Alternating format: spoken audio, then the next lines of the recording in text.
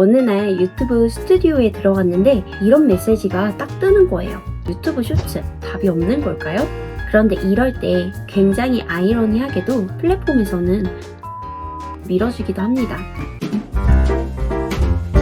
앞으로 제가 마케팅, 브랜딩 등의 관점으로 영상 제작 실무 강의를 하기 전에 어떤 관점을 가지고 시작해야 될지 알려드리는 게 먼저라고 생각을 했어요. 우리는 이제 유튜브 브랜딩에 대해서 더 구체적으로 생각할 필요가 있습니다. 우리가 유튜브 브랜딩을 해야 하는 이유는 여러분들도 잘 아시겠지만 이제는 크리에이터만 유튜브를 해야 하는 건 아니에요. 사업가, 브랜드도 해야 합니다.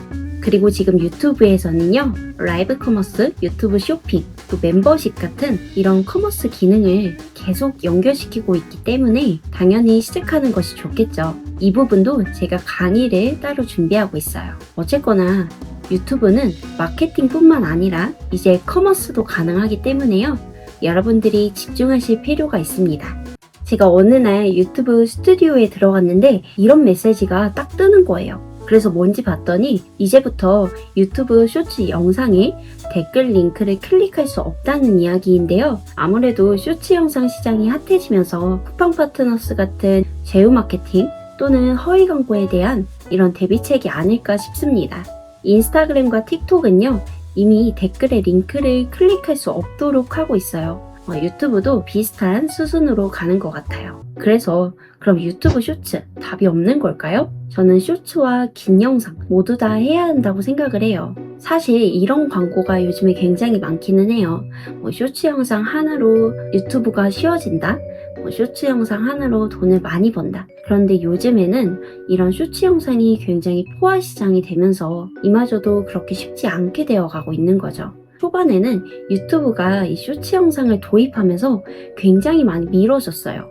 사실 물 들어올 때 노를 젓는 게 맞긴 합니다. 하지만 이제는 포화 시대이잖아요. 정말 매일매일 10개 이상의 영상을 꾸준히 사람들이 좋아할 만한 컨텐츠로 채워나가지 않고서는 쇼츠 영상만으로 성공하기에는 좀 시간이 많이 소요가 되겠죠. 저는 여러분들에게 이런 원리를 좀 이야기를 해드리고 싶었는데 포화 시장이 되면, 즉 레드오션이라고 하죠. 플랫폼에서는 다양한 문제점들을 해소하기 위해서 규제라는 제도를 만들게 되고 점점 우리가 진입할 수 있는 장벽이 높아지는 거예요. 하지만 방법이 아예 없는 건 아닙니다. 요즘 너무 쇼츠 영상이 핫해지면서 또 긴 영상이 줄어드는 게 사실이에요. 그런데 이럴 때 굉장히 아이러니하게도 플랫폼에서는 또 긴 영상을 밀어주기도 합니다. 따라서 여러분은 반대의 법칙을 이용을 해보는 거예요. 쇼츠 영상이 원조 플랫폼인 틱톡에서도 긴 영상을 도입시키고 있죠. 그리고 우리는 이렇게 긴 영상을 만들어서 또 나눠서 부가적으로 쇼츠 영상을 여러 개로 만들면 되는 거예요. 그래서 긴 영상과 쇼츠 영상 같이 하시기를 저는 더 추천해 드리고요. 그리고 긴 영상을 해야 하는 이유는 사실 쇼츠 영상만 만들다 보면 영상 편집 실력이 그렇게 늘지가 않아요. 긴 영상을 잘 만들게 되면요, 쇼츠 영상에서 보여줄 수 있는 편집 기술도 굉장히 커지겠죠. 그렇기 때문에 저는 여러분들이 하나라도 긴 영상을 만드시라고 추천드려요. 그리고 또 다른 방법으로는 제가 유튜브를 어떻게 시작해야 할지 초반에 이야기를 했었는데요. 자세한 내용은 이 영상에서 확인을 하실 수가 있고요.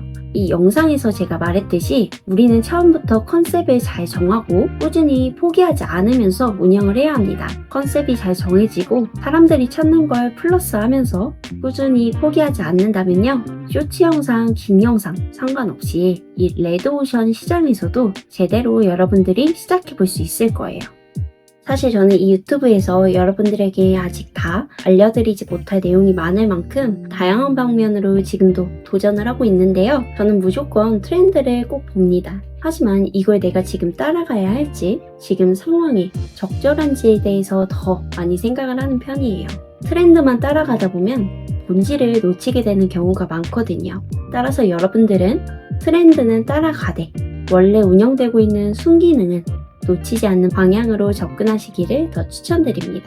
유튜브뿐만 아니라 모든 SNS를 다 시작하셔야 해요. 제가 저번 영상에서도 이야기를 했었죠? 우리는 이제 하나만 해서는 안 됩니다. 크리에이터라면 다양한 SNS를 이용해야 하고 또 본인을 알릴 수 있는 관련 플랫폼들에도 입점을 해봐야 되고요.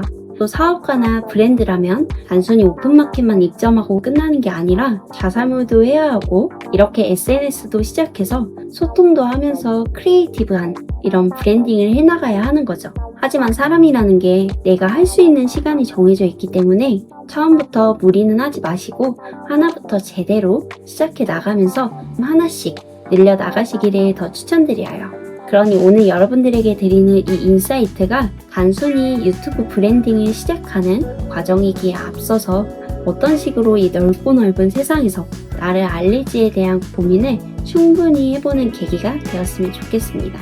저는 여러분들에게 처음부터 성공할 수 있다고 이야기를 하지 않아요. 하지만 일단 시작하고 부딪혀 가면서 직접 실행해보고 실패도 해보면서 대신 꾸준히 포기하지 않는다면요.